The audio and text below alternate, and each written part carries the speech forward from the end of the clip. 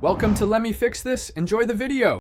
In this video, I will explain how to connect Bluetooth in your Volkswagen Passat. First, ensure your vehicle is safely parked and the ignition is on.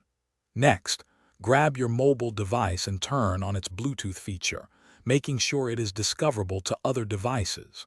Then, navigate to the Phone or Media menu on your car's infotainment system.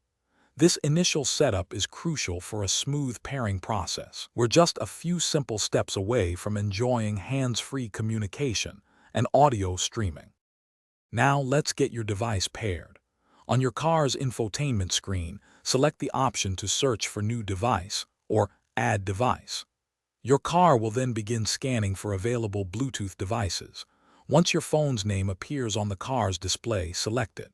A pairing code, usually a 4-digit or 6-digit number, will then appear on both your phone and the car's screen.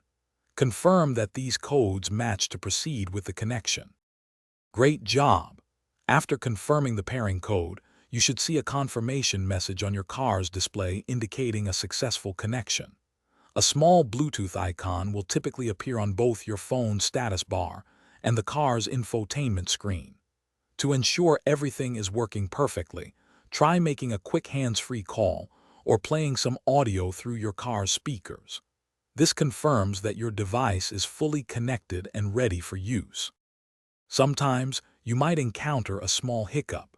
If your device doesn't connect, try restarting both your phone and your car's infotainment system. Often, a simple reboot can resolve minor glitches. If problems persist, consider deleting any old or unused Bluetooth profiles from both your car and your phone. Also, ensure no other devices are currently connected to your car's Bluetooth, as this can sometimes prevent a new connection. Thanks for watching. If you found this helpful, don't forget to like and subscribe.